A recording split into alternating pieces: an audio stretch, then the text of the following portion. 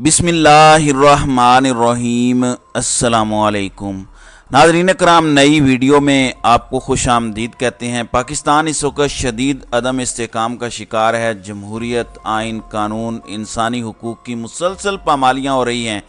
दूसरी जानिब अफ़गानिस्तान और पाकिस्तान के मामलात आपस में बिगड़ गए हैं। Army chief general Asim Munir ने 2 दिन पहले इंतहाई अहम स्टेटमेंट जारी की, लेकिन अब ईरान में जाके आर्मी चीफ ने बड़ी अहम मुलाकातें की हैं। उन मुलाकातों का क्या इम्पैक्ट पड़ सकता है पाकिस्तान पर, इस पर भी हम आज की वीडियो में बात करेंगे। जबकि साबिक army chief general Qamar Javed Bajwa के ख़ानदान के असासों के हवाले से जो लीक्स हुई थी, सहाफ़ी शाहिद असलम उनको निशाने इबरत बनाने की तैयारियां हो रही हैं। इस हवाले से भी बड़ी खबर है, वो भी आपके सामने रखनी है। जबकि मेजर रिटायर्ड आदिल राजा और फैसल वाडा के दरमियान गंदी लड़ाई शुरू हुई है।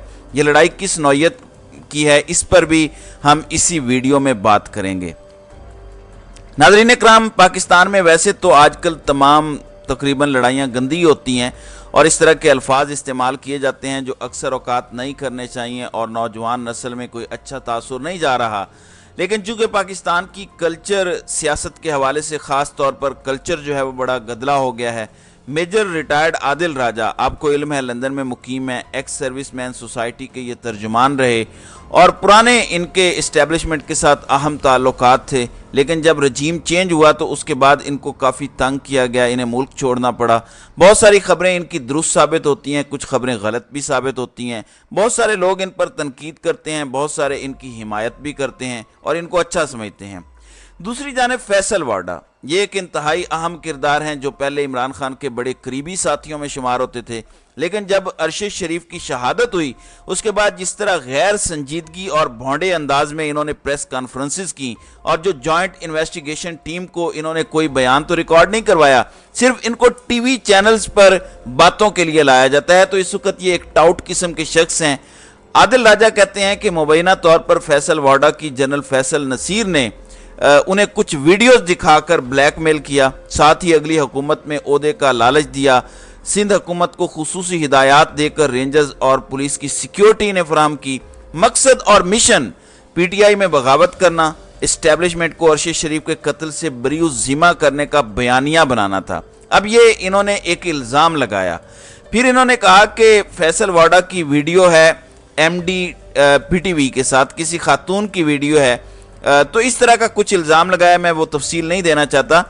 फैसल वाडा ने इस पर बड़ी सख्त बात की और उन्होंने कहा कि आदिल राजा मेरी जिस वीडियो का जिक्र कर रहा है उसमें ये बताना भूल गया कि मेरी ये वीडियो तेरे घर वालों के साथ है, देखकर आप ये कीजिए वो कीजिए। तो अब ये लड़ाई मेरे मंसूर और बाकियों ने इसका बहुत जिक्र किया। तो ये बात ज़रूर है कि जिस तरह फैसल वाडा ने अरशद शरीफ शहीद की शहादत को रुख देने की कोशिश की, उनका वीज़ा ख़त्म नहीं हुआ था यूएई का, लेकिन उसके बावजूद गलत बयानी की और वो लोग जिनकी वजह से इन्होंने मुल्क को छोड़ा उनको क्लीन चिट देने की जो कोशिश की, बहरहाल ये उनकी इंतहाई भोंडी हरकत थी। इसी तरह जो गैर अखलाकी अल्फाज का चुनाव है, पाकिस्तान का जो सियासी कल्चर है उसमें ये इंतहाई काबिल मुज़म्मत है। बजाय इसके कि दलील के साथ बात की जाए, ये जो गालम गलूच का कल्चर है ये नहीं होना चाहिए। दूसरी जानिब नाज़रीन कराम, ना सियासतदानों और ना ही जर्नलों का एहतसाब होता है और ना ही जजेस का। इस मुल्क में अगर कोई एहतसाब होता है तो वो सिर्फ अवाम का होता है। यानी आप महंगाई करें, आप बिजली महंगी करें, गैस महंगी करें, 7 रुपये पेट्रोल कम करके उस पर धमाले डालना शुरू कर दें, इसी तरह से ये पूरी गेम होती है। तो असल एहतसाब तो अवाम का हो रहा है, सब बच जाते हैं। अब साबिक army chief general Qamar Javed Bajwa के फैमिली असासों की तफसीलात लीक हुई। एक सहाफ़ी हैं शाहिद असलम, उनकी काफ़ी स्टोरीज बीबीसी में भी शाये हो चुकी हैं और ये पहले मिलकर काम करते थे अहमद नूरानी के साथ जो अमेरिका में हैं। फैक्ट फोकस के नाम से एक प्रोग्राम था, लेकिन बाद अज़ां इनके आपस में इख्तलाफात हो गए। अब एक डाटा लीक हुआ जिसमें बताया गया कि साबिक army chief general Qamar Javed Bajwa जब वो आर्मी चीफ नहीं थे उस वक़्त उनके ख़ानदान और उनके करीबी रिश्तेदारों, उनके ससुरालियों के क्या असासे थे, और जब ये आर्मी चीफ 6 साल रहे इस दौरान कितने अरब रुपए के असासों का इजाफा हुआ। अब ये बात तो बड़ी जेन्युइन है, बेशक इसे गैर कानूनी कहें या कानूनी, लेकिन सहाफ़ी का काम तो तहकीकात करना होता है और दुनिया जहान में तमाम सहाफ़ी तहकीकात करते हैं, हक़ाइक़ दुनिया के सामने लाते हैं। ان کے مختلف سورسز مختلف ڈپارٹمنٹس میں ہوتے ہیں جو ان کو خبر دیتے ہیں. لیکن جو یہ مقدمہ بنایا گیا ہے اس میں ایف بی آر کے تو لوگ تھے ہی، لیکن صحافی شاہد اسلم کے خلاف بھی مقدمہ بنایا گیا جس میں کہا گیا کہ یہ ڈیٹا غیر متعلقہ افراد سے شیئر کیا گیا. یہ الزام ہے ایف بی آر کا، یہ ایف آئی آر میں یہ 3 لوگوں پر الزام تھا. اب صحافی نے کیونکہ سٹوری دی اس لیے ان کے خلاف چلان جمع کروایا گیا اور 2 لوگوں کے اس میں بیانات لیے گئے ہیں اور ایک کا تعلق منڈی بہاؤالدین جبکہ دوسرے کا تعلق جھنگ سے ہے. یہ دونوں لوگوں کے بیانات لیے گئے ہیں جن کو شاہد اسلم نے یہ ڈیٹا شیئر کیا ہے اور انہوں نے بتایا کہ یہ ڈیٹا کس طرح ان صحافی تک پہنچا. اب کہنے کا مطلب یہ ہے کہ اس صحافی کے لیے کتنے لوگ آواز اٹھا رہے ہیں. ایک سیمینار نیشنل پریس کلب میں ان کے حق میں ضرور ہوا، حامد میر اور کچھ لوگوں نے کیا، لیکن اس کے بعد کوئی پوچھنے والا نہیں ہے.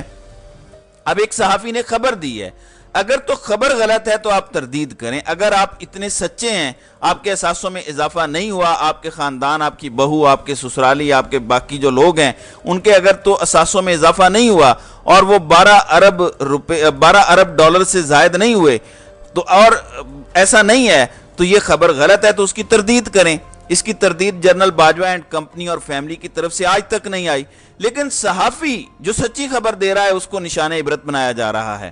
اب انہوں نے بتایا ہے کہ سابق army chief general Qamar Javed Bajwa کے اثاثہ لیکس کیس میں میری 8ویں پیشی 19 جولائی بروز بدھ کو ہوگی، جہاں مجھ پر فرد جرم عائد کرنے کی کارروائی کا باقاعدہ آغاز اسلام آباد کے اسپیشل جج سینٹر کی عدالت میں ہوگا. پورے چلان میں ابھی تک ایف آئی اے یہ 2 جعلی گواہ لائی ہے جنہیں زندگی میں کبھی نہیں ملا. ان میں ایک ہے وقاص جاوید ولد جاوید اقبال سکنہ منڈی بہاؤالدین اور دوسرا طارق جاوید ولد محمد کبیر آف جھنگ. اب یہ کہتے ہیں کہ میں ملا ہی نہیں ان سے، نہ میں نے ان کو دیکھا ہے، لیکن انہوں نے میرے خلاف گواہی دی ہے. اب دیکھنا یہ ہے کہ اس صحافی پر فرد جرم اگر عائد ہوتی ہے تو کیا یہ پوری صحافت پر حملہ نہیں ہوگا؟ اس پر کتنے لوگ آواز اٹھا رہے ہیں، یہ ایک بڑا سوال ہے. دوسری جانب ناظرین اکرام ایک اور بڑی ڈیولپمنٹ ہوئی ہے اور پچھلے دنوں سے آپ دیکھ رہے ہیں پاکستان میں مسلسل سیاسی عدم استحکام ہے. یعنی زرداری اور نواز شریف مل کر یہ فیصلے کر رہے ہیں کہ ہم نے کس طرح ملک کو بانٹنا ہے. فضل الرحمان بھی لڑائی کر رہے ہیں کہ مجھے بھی حصہ چاہیے، اے این پی بھی اپنے حصے کے لیے لڑ رہے ہیں. اب سارے پاکستان کو تقسیم کرنے کے لیے زرداری خاندان، شریف خاندان، فضل الرحمان، اے ایم پی دیگر یہ مل کر پاکستان کو بانٹ رہے ہیں جیسے بندر بانٹ ہوتی ہے اور آپس میں کی جاتی ہے. لیکن دوسری طرف جمہوریت، آئین، قانون، انسانی حقوق سب کچھ پامال ہو گیا ہے. اب یہ اپنی جگہ ہے، لیکن ساتھ ہی پاکستان کے افغانستان کے ساتھ معاملات خراب ہونا شروع ہو گئے ہیں. پاکستان کے اندر دہشت گرد کارروائیاں کرتے ہیں، افغانستان کے اندر ان کی پناہ گاہیں ہیں. یہ 2 دن پہلے army chief general Syed Asim Munir نے بیان دیا، پھر آپ دیکھیے وزیر دفاع خواجہ آصف نے بیان دیا، پھر ہم نے دیکھا کہ معاملات خرابی کی طرف بڑھنا شروع ہوئے. اس کے ساتھ ہی پارا چنار میں اہل تشیع اور اہل دیوبند کے درمیان آپسی زمین کے تنازع کی لڑائی ہوئی، اس میں بھی طالبان ملوث ہیں. اب 3 اطراف سے گولیاں چلیں، اس پر ایک کمیونٹی کو بڑے تحفظات ہیں. اب ان حالات میں army chief general Asim Munir نے ایران کا انتہائی اہم دورہ کیا ہے. ایران کے ساتھ پاکستان گوادر میں بجلی لیتا ہے، پھر آپ دیکھتے ہیں ایرانی تیل سمگل ہوتا ہے، اگرچہ یہ غیر قانونی ہے لیکن اس کو حکومت پاکستان نے جو ہے وہ قانونی ہی مان لیا ہے کہ جتنی بھی سمگلنگ ہے آپ مال لا سکتے ہیں، کوئی حرج نہیں. اور بڑی بڑی شخصیات جو مختلف اداروں میں بیٹھی ہیں، بہت سے سیاستدان اس سے بڑا مال پانی بنا رہے ہیں.